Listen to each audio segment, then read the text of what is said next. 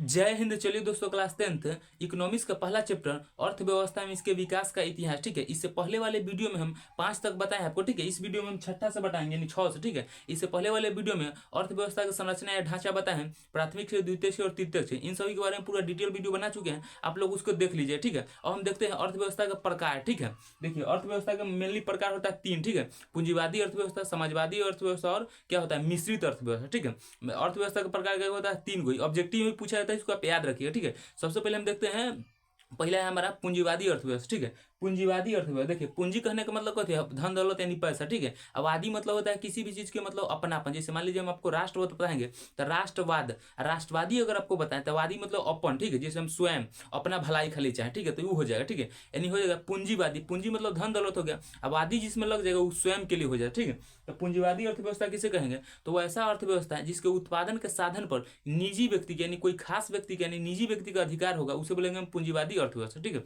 हम डिफिनेशन देखते हैं एक बार, देखिए ध्यान से। ठीक है, कह रहा है पूंजीवादी अर्थव्यवस्था कि वैसा अर्थव्यवस्था जिसमें उत्पादन के साधन पर, मतलब जो भी चीज उत्पादन हो रहा है उसके साधन पर, ठीक है, उत्पादन के साधन पर निजी व्यक्ति का अधिकार हो।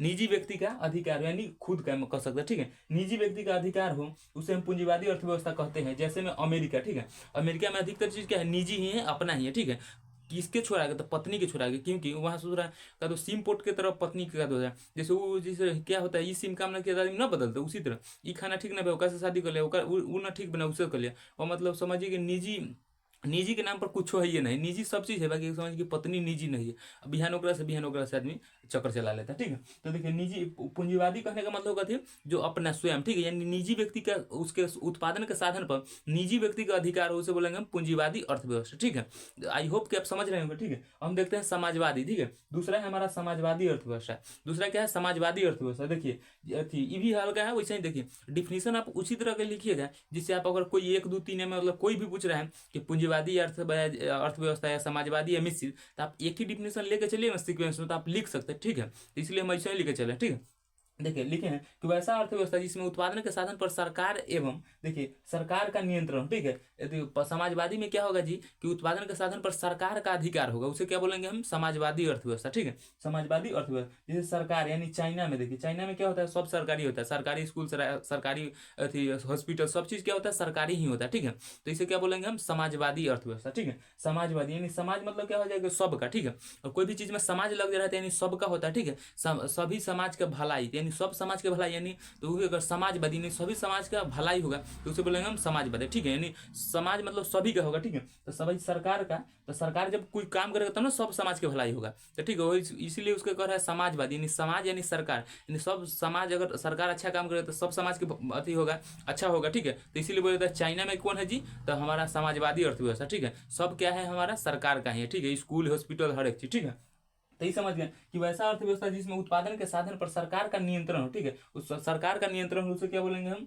उसे बोलेंगे समाजवादी अर्थव्यवस्था। ठीक है, चाइना में। ठीक है, एक आदमी चाइना से शादी करके लाया। ठीक है, तो बिहान उसका पत्नी मर गया, तो वो आदमी कह रहा है कि काहला टेंशन ले रहा है। ठीक है, चाइना चीज ज्यादा देर तक लेने में टिकता है, बोलो।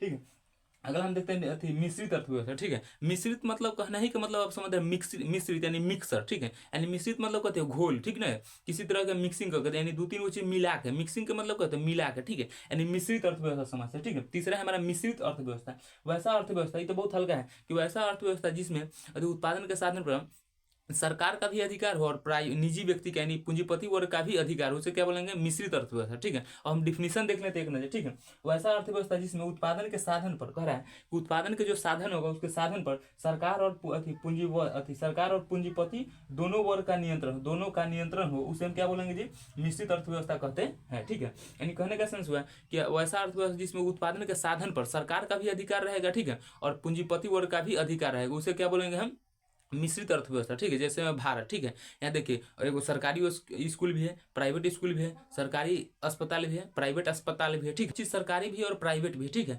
बशर्ते लड़का लोग ध्यान रखना है। ठीक है, क्योंकि यहाँ सब चीज चाहिए आपको, आदमी की सरकार अति प्राइवेट। ठीक है, स्कूल चाहिए प्राइवेट, हॉस्पिटल चाहिए प्राइवेट, पर बाकी पति सरकारी चाहिए, इसीलिए पूरा ध्यान से पढ़ो। ठीक है, तो हम समझ गए मिश्रित अर्थव्यवस्था। ठीक है, तो मिश्रित का मतलब है मिक्स, यानी सब पूंजीपति वाला भी वर्ग काम करेगा और सरकार भी, तो ये हमारा मिक्सर यानी मिश्रित अर्थव्यवस्था हो जाएगा। ठीक है, अब देखते हैं कुछ अर्थशास्त्री हैं, उनके अनुसार जो अर्थव्यवस्था का डिफिनेशन है उनको अब देखते हैं। ठीक है, तो देखिए अब हम देखते हैं आर्थिक विकास का डिफिनीशन अर्थशास्त्रियों के द्वारा, ठीक है। देखिए आर्थिक विकास कर रहा है, ठीक है, यानी आर्थिक विकास एक ऐसी प्रक्रिया है जिसमें, ठीक है, आर्थिक विकास एक ऐसी प्रक्रिया है जिसके द्वारा, ठीक है, जिसके द्वारा दीर्घ काल में यानी काफी लॉन्ग समय में, दीर्घ काल में किसी अर्थव्यवस्था की वास्तविक राष्ट्र आय में वृद्धि होती है, ठीक है। आय मतलब कहने का मतलब क्या होगा, इनकम, ठीक है, यानी इनकम में वृद्धि हो रही है, ठीक है।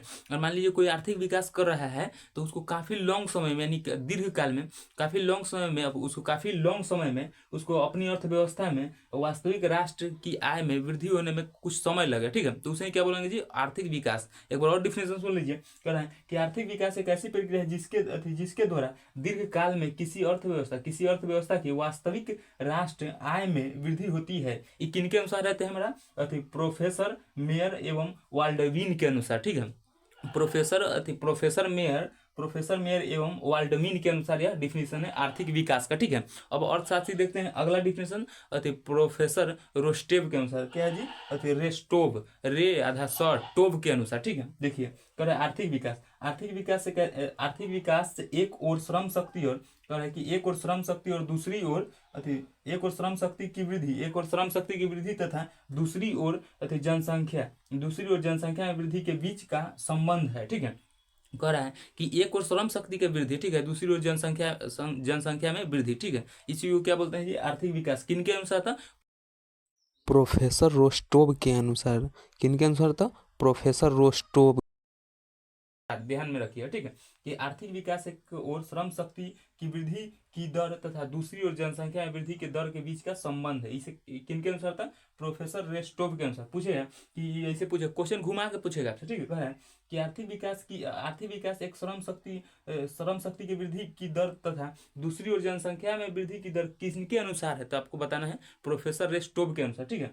देखिए जनसंख्या काफ़ी है, जैसे जैसे लॉकडाउन हुआ तब से जनसंख्या काफ़ी बढ़ गया। एक आदमी कर रहा था लॉकडाउन में कि क्या करे, कोई काम में नहीं था, तो जनसंख्या बढ़ गया, ठीक है। अब हम देखते हैं आर्थिक विकास, ठीक है, आर्थिक विकास और आर्थिक वृद्धि में अंतर, ठीक है। आर्थिक विकास और आर्थिक वृद्धि में कुछ अंतर नहीं है, थोड़ा सा डिफरेंस है, ठीक है। तो हम देखते हैं आर्थिक विकास और आर्थिक वृद्धि में अंतर, ठीक है। तो देखिए आर्थिक विकास और आर्थिक वृद्धि में अंतर कि आर्थिक विकास और आर्थिक वृद्धि, ठीक है। सबसे पहले देखिए आर्थिक विकास किसे कहते हैं, ठीक है, यानी आर्थिक विकास। तो आर्थिक विकास शब्द का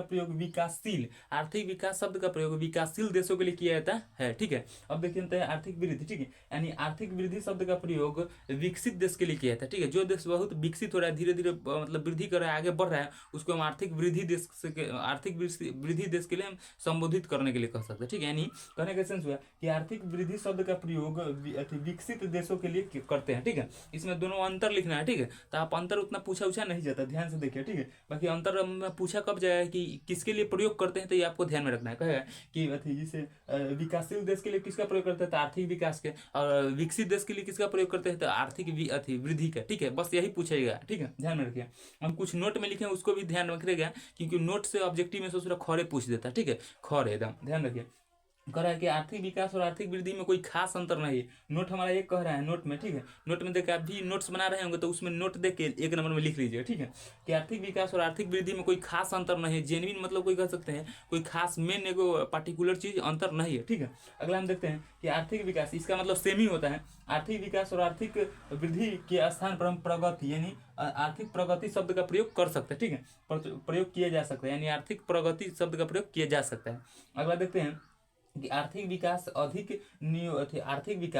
नियोजन के द्वारा होता है। कह रहा है कि आर्थिक नियोजन के द्वारा होता है, ठीक है। और हम देखते हैं आर्थिक नियोजन क्या होता है, ठीक है, इसके बारे में देखते हैं कि आर्थिक विकास और आर्थिक नियोजन के द्वारा होता है। तो आर्थिक नियोजन क्या होता है, इसके बारे में हम समझते हैं आर्थिक नियोजन के बारे में, ठीक है। आर्थिक नियोजन क्या होता है, ठीक है। सबसे पहले देखिए कह रहा है कि राष्ट्र की प्राथमिकता यानी राष्ट्र के हमारे लिए क्या है, प्राथमिकता तो हमारा राष्ट्र यानी देश है, ठीक है। तो राष्ट्र की प्राथमिकताओं के अनुसार देश के संसाधनों का विकासात्मक क्रियाओं में उपयोग करना आर्थिक नियोजन कहलाता है, ठीक है। आर्थिक नियोजन का डिफिनेशन फिर से सुन लीजिएगा। कह रहा है कि राष्ट्र के प्राथमिकता यानी हम जो सभी मानना है सबसे पहले श्रेष्ठ क्या, राष्ट्र के यानी राष्ट्र के, ठीक है, यानी देश को। तो राष्ट्र की प्राथमिकताओं के अनुसार देश के संसाधनों का यानी देश के जो भी संसाधन है उसका, ठीक है, जो देश का जो भी संसाधन है उसका विकासात्मक यानी उसका उपयोग करके, ठीक है, विकासात्मक क्रियाओं में मतलब काम क्रियाओं में उपयोग करना आर्थिक नियोजन कहलाता है, ठीक है।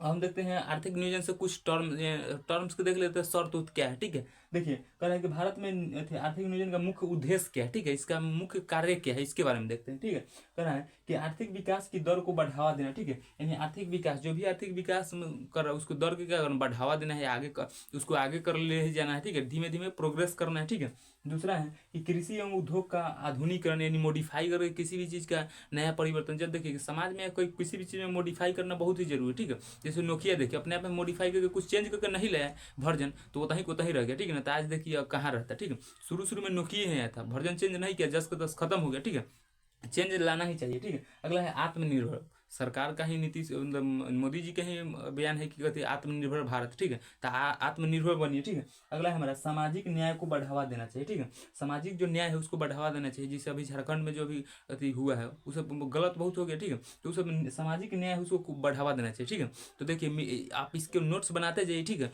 और मिलें किसी नेक्स्ट वीडियो में इससे नेक्स्ट टॉपिक के साथ। ठीक है, तब तक लीजिए।